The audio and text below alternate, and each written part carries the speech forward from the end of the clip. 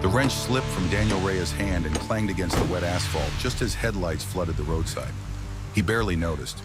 Rain soaked through his jacket as he tightened the final lug nut on the stranger's tire, working fast, efficient, automatic. His daughter Mia sat inside their aging pickup truck behind him, wrapped in a blanket, watching through the fog glass. "Almost done," he called gently over his shoulder. The woman standing beside the disabled sedan kept pacing. She looked over her shoulder again, and again, and again. Daniel noticed that. "You expecting someone?" he asked, tightening the last bolt. "No," she said quickly. Too quickly. What do you want? Then the low growl of for an the girl. engine rolled up behind them. A black SUV pulled onto the shoulder, tinted windows, no plates visible from the front.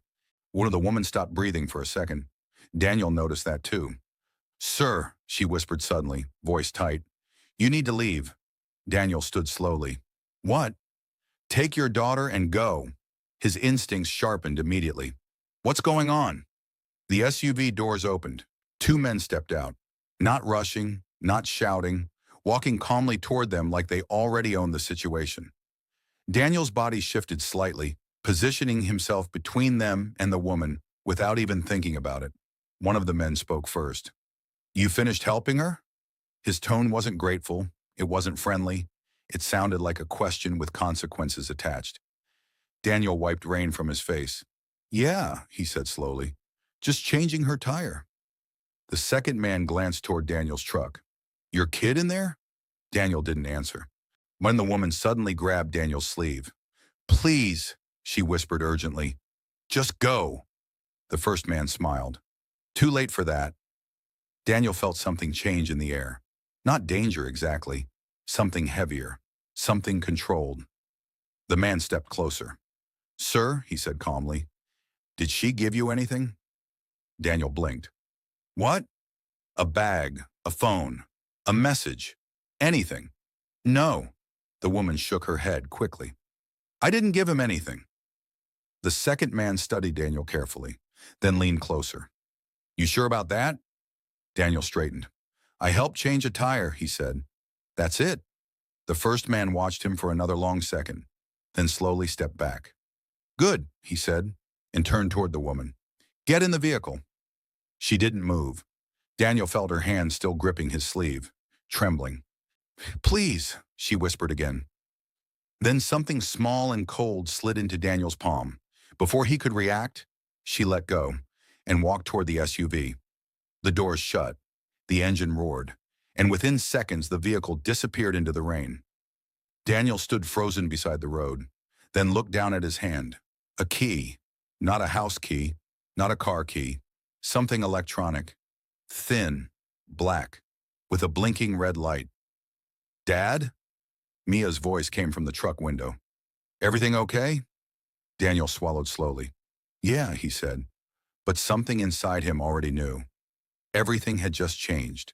If this story pulled you in already, you're going to want to stay until the ending, because what Daniel discovers about that key changes his life completely.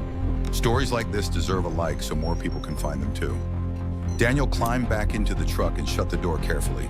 Mia watched him. "You're thinking," she said. Daniel gave a small, tired smile.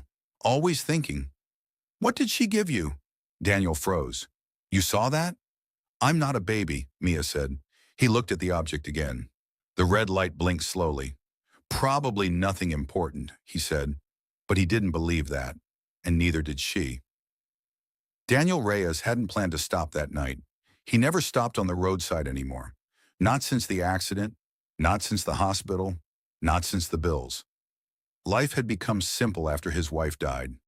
Work, home, Mia, repeat. He fixed what he could fix, ignored what he couldn't, stayed out of trouble, stayed invisible. Invisible people survived longer. That's what he believed now. But invisible people didn't usually end up holding mysterious electronic keys handed to them by frightened strangers, chased by black SUVs. "Dad," Mia said again softly, "are we in trouble?" Daniel started the engine. "No," but he didn't sound convincing. 20 minutes later, they pulled into the parking lot outside their apartment building. Daniel turned the engine off. The blinking light was still flashing, slow, steady, patient, waiting. He stared at it. Mia leaned closer. It looks expensive. That's not always a good thing, Daniel replied quietly. What if she needs it back? What if someone else does? They both understood what that meant. Daniel opened his glove compartment, placed the device inside, closed it carefully. Let's go upstairs. Their apartment was small, 2 rooms, 1 kitchen, one couch that had seen better years. But it was safe, and safe mattered more than comfort. Mia dropped her backpack beside the door. Daniel locked the entrance, then locked it again. Habit, always twice. Homework first, he said. You're distracted, she replied. He smiled slightly. So are you. She leaned against the counter. What if those men come here? They won't. How do you know? I don't. She stared at him. Then why say that? Because parents were supposed to sound confident, even when they weren't. Later that night, Daniel sat alone at the kitchen table. The device lay in front of him again, blinking, waiting. He picked it up, turned it over. No label, no brand, no numbers, just a tiny slot on one side, and the blinking red light. He hesitated, then pressed it. The light turned green, and his phone rang immediately, unknown number. Daniel stared at the screen, answered slowly. A man's voice spoke. You shouldn't have taken that. Daniel's chest tightened. I didn't take anything. Yes, you did. Silence stretched between them. Listen carefully, the voice continued. You're holding something that doesn't belong to you. Then come get it, Daniel replied calmly. You don't understand. No, Daniel said quietly. I don't. The voice changed slightly, more serious now. Where is the woman? I don't know. You helped her. I changed a tire. That's not what I asked. Daniel stood slowly. You called me, he said. So you already know where I am. Silence again. Then, yes. Daniel's stomach tightened. Then why ask questions? Another pause. Then the voice said something that made Daniel's blood run cold. Because now we need to decide what to do with you. And downstairs, a car door slammed shut outside his apartment building. Daniel didn't move. He stood beside the kitchen table, with the phone still pressed against his ear, listening as footsteps echoed faintly through the stairwell outside his apartment building. Slow, measured, getting closer. Mia looked up from the couch immediately. Dad? Daniel covered the phone speaker with his palm. Go to your room, he whispered. She didn't argue, didn't ask questions, just grabbed her blanket and moved quietly down the hallway, the way children learn to move when life teaches them silence matters. Daniel returned the phone to his ear. You sent someone here already? He asked. I warned you, the voice replied calmly. That device isn't yours. You're making a mistake, Daniel said. I didn't ask for it. You accepted it? No, Daniel said firmly. She forced it into my hand. Another pause. Then you should have dropped it. Daniel's jaw tightened. You think I knew what it was? You knew enough. The footsteps outside stopped, right outside his door. Daniel's grip tightened on the phone. Tell whoever is standing out there, he said quietly, to leave. Silence. Then the voice answered something unexpected. That's not my man. Daniel froze. What? My people don't knock. A shadow crossed beneath the crack under the door. Then, 3 loud knocks. Daniel stepped closer slowly. Who is it? No answer, just another knock. Harder. Dad? Mia whispered from the hallway. See, Daniel didn't respond. He reached toward the glove compartment key still in his pocket. The device, still warm, still blinking, still dangerous. The phone voice spoke again. Open the door, it said. You said that wasn't your man. It isn't. Then why open it? Because if you don't, the voice said carefully, you'll regret it. Daniel's instincts screamed at him. Something was wrong, very wrong. Another knock, louder now. Mr. Reyes, a woman's voice called from the hallway. Daniel froze. He opened the door slowly. Standing outside was the same woman from the roadside, but she didn't look scared anymore. She looked exhausted. Wet hair clung to her face. Her hands trembled slightly. You shouldn't still have it, she whispered. Daniel stepped aside quickly. She entered, closed the door behind her, locked it herself, then leaned against it like she had been running for miles. You came back, Daniel said. I had to. Mia stepped out from the hallway slowly. You're the tire lady, she said. The woman managed a weak smile. Yes, I'm Mia.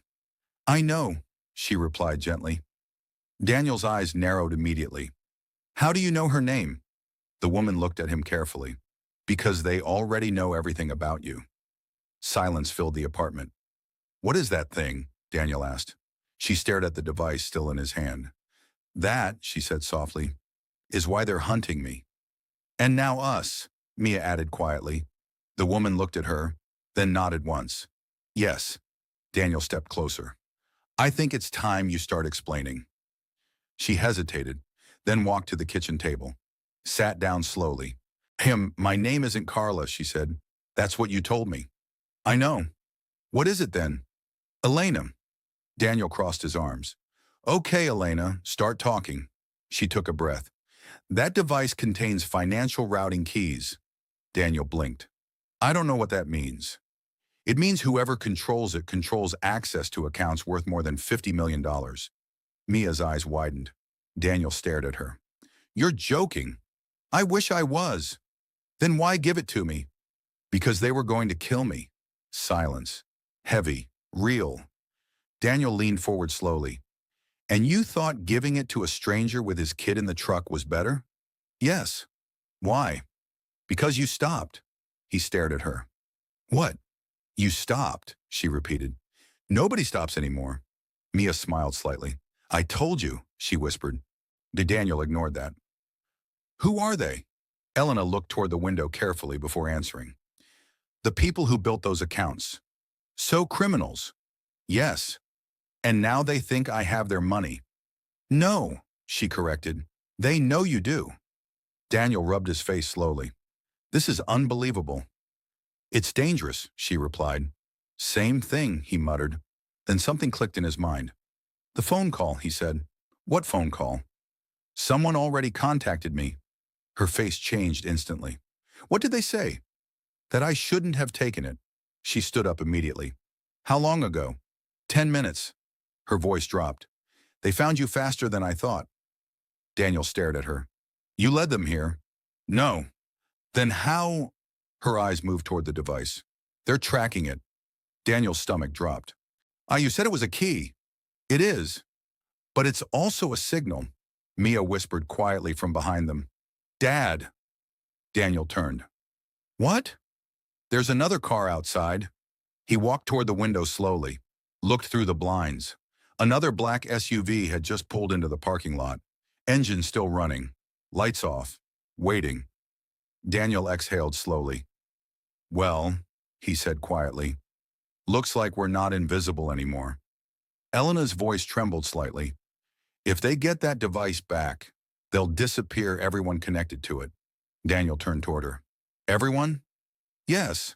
He looked toward Mia, then back at Elena. Then they're not getting it. Outside, the SUV doors opened. The SUV doors opened slowly. Not rushed, not loud. Controlled. Professional. Daniel stepped away from the window immediately. They're here, he said quietly. Elena's breathing changed. How many? 2, Daniel answered. That means more are close. Mia looked between them. What do we do? Daniel didn't answer right away. He was thinking. Fast. Precise. The way he used to think before life became survival instead of strategy. Elena, he said finally, how important is this device? It's everything, she replied. What does that mean exactly? It unlocks routing authentication for accounts they use to move money offshore. Without it, they lose control. Daniel studied her face carefully. And with it, they lose leverage. Over who? She hesitated, then answered, people they shouldn't have leverage over. Daniel understood what that meant. Not just criminals, powerful criminals, the kind nobody wanted attention from, out of the kind that made problems disappear quietly. He nodded once. Okay. Mia stared at him. That's not okay. Daniel crouched beside her. It is, he said gently. No, it isn't, she whispered. They're outside. I know. They're dangerous. I know that too. Then why aren't we leaving? Daniel smiled softly. Because running only works when they don't already know where you are. Elena looked at him differently now. You've dealt with situations like this before. Daniel stood. Not like this. But his voice said something else entirely. The knock came again, this time heavier, more impatient. Daniel didn't move toward the door. Instead, he walked to the kitchen counter and opened a drawer. Inside sat something Elena didn't expect. Not a weapon, a flashlight, a folded utility knife. A small emergency radio and a laminated card. Emergency evacuation map. Elena stared. You prepare. I survive, Daniel corrected.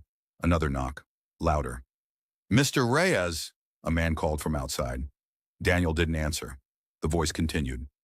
We just want to talk, Elena whispered sharply. Don't open that door.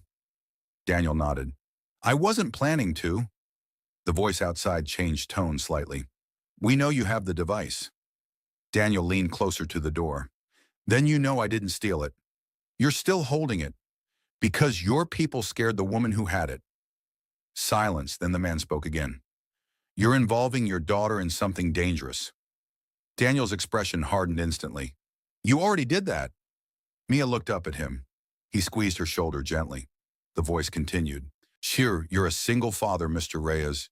Construction foreman, widower, no criminal record, no financial leverage, no reason to risk your life, Elena whispered. They ran a background already. Daniel answered calmly. Then you already know I don't scare easy. Another pause. Then the man said something different. Open the door. Give us the device. Walk away. Daniel smiled slightly. You forgot something. What? She gave it to me. And now I decide what happens to it. Silence again. Then, footsteps moving away from the door. Elena exhaled slowly. That's not good. Daniel nodded. No, it isn't. Mia whispered quietly. What happens now? Daniel looked toward the window again. The SUV was still there. But now, another vehicle had arrived behind it. Dark sedan. No lights. No movement inside. Waiting. Daniel understood immediately. They're not negotiating anymore. Elena swallowed. They're surrounding us. Daniel turned back toward the kitchen table, picked up the device, held it tighter. Then we stopped reacting. Mia blinked. What does that mean? It means we changed the game. Elena stared at him. How? Daniel looked at her carefully. Who else wants this device besides them? She hesitated. You don't want to involve those people. Why not? Because they're worse. Daniel considered that, then nodded slightly. Good. Elena frowned. That's not good. It is, he said quietly, because worse people make better witnesses. She stared at him. You're not thinking of going to the authorities. I'm thinking bigger than that. Mia looked confused. Dad? Daniel crouched beside her again. Pete, remember what I told you after the hospital? Her voice softened. You said we don't let fear make our decisions. He smiled slightly. Exactly. Elena watched them. You almost sound like you've done this before. Daniel stood slowly. Years ago, he said. What happened? He hesitated, then answered simply. I worked security transport before construction. Elena froze. What kind of transport? Evidence transfers. Everything clicked for her instantly. You move protected materials. Yes. You handled chain of custody cases. Yes. You know how to secure this. Yes. Outside, a car door slammed again. Closer this time. Daniel looked toward the hallway, then back at Elena. Do you trust me? She didn't answer right away. Then finally, yes. Good, he said. Hey, because we're not staying here. Mia grabbed her backpack immediately. Where are we going? Daniel picked up his truck keys. To the only place they won't expect. Elena's voice dropped. Where? Daniel opened the apartment door quietly and smiled for the first time that night. A police station. Behind them, down the stairwell, heavy footsteps started running upward. Daniel didn't hesitate. He moved fast. Not reckless, not panicked. Precise. Elena, stay close, he said.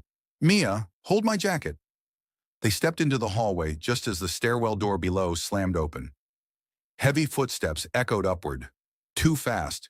Too close. They're coming, Elena whispered. I know, Daniel replied. He didn't head toward the main stairs. Instead, he turned the opposite direction. Elena, he said quietly, is there another exit on this side? No, there is now. He pushed open the maintenance corridor door at the end of the hall. Dark, narrow, smelled like dust and old wiring. Mia tightened her grip on his jacket. You've been here before, she whispered. Daniel smiled slightly. Every building has more doors than people notice. Behind them, voices echoed into the hallway. He's moving. Check the stairwell. Cover the exits. Daniel moved faster. At the corridor's end sat a rusted service ladder leading down toward the lower storage level. He climbed first, then helped Mia, then Elena. They reached the basement just as footsteps thundered above them. Elena looked stunned. How did you know this was here? I helped repair this building 5 years ago. Of course you did. Daniel moved toward the rear service door, unlocked it, opened it carefully. Cool night air rushed inside.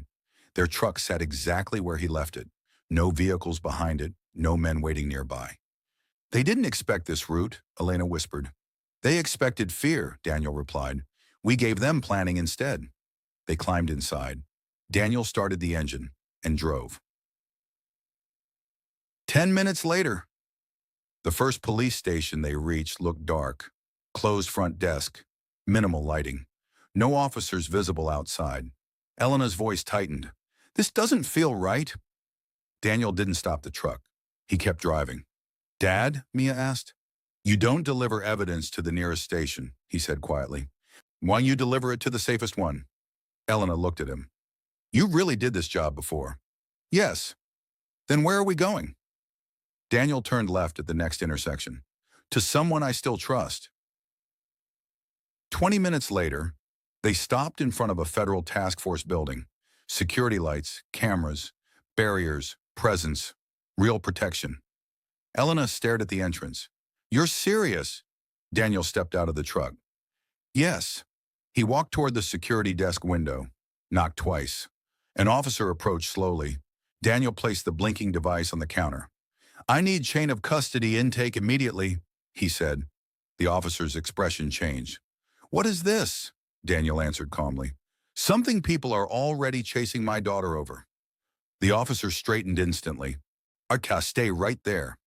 Within seconds, 2 more officers appeared, then 3, then a supervisor. Elena stepped closer to Daniel. They're taking this seriously.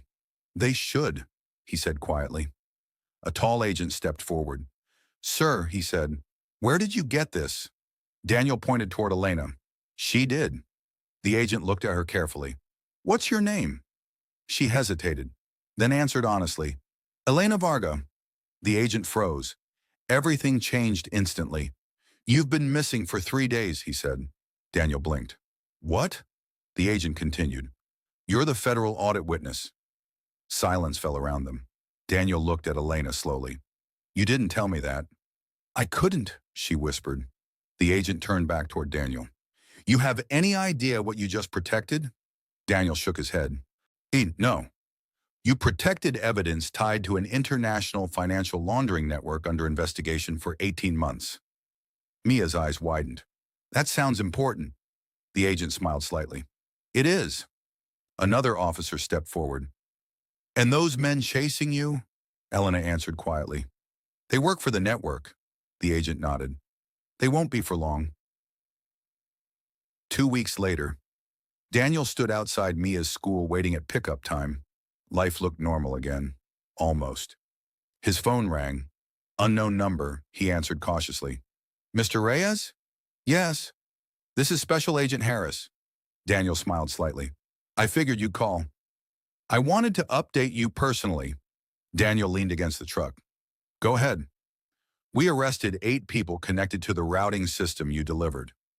Daniel exhaled slowly. Sounded good. And recovered over $60 million. Mia walked toward him across the parking lot. Safe, smiling, normal. We also wanted to thank you, the agent continued. For what? For not walking away. Daniel watched Mia climb into the truck. Most people wouldn't have stopped that night, Harris said. Daniel thought about that, about the rain, about the roadside, about the fear in Elena's voice. Then he answered simply, I didn't stop because I'm brave. Then why? Because someone needed help. The agent was quiet for a second. That decision protected more people than you know. Daniel smiled slightly. Then it was worth it. That evening, Daniel and Mia sat together at their kitchen table. The same small apartment, the same old couch nearby, the same quiet space. Wait, but something felt different now. Safer, stronger. Mia looked at him carefully. Dad? Yeah? If we see someone else stuck on the road again, he smiled, we stop. Even after this? Especially after this. She leaned against his shoulder. I'm glad we did. So am I. His phone buzzed again. A message this time, from Elena. Thank you for choosing kindness when it would have been easier not to. Daniel read it once, then placed the phone down. Sometimes, one small decision changes everything. Stopping the truck that night changed 3 lives. And maybe a lot more than that. If Daniel had kept driving, none of this would have happened. But he didn't. He stopped. And because of that choice, people who thought they were untouchable weren't anymore. If stories like this remind you that small decisions can change big outcomes, make sure you like the video so others can discover it too. And if you stayed with Daniel and Mia all the way to the end, subscribe for more stories where ordinary people make extraordinary choices when it matters most.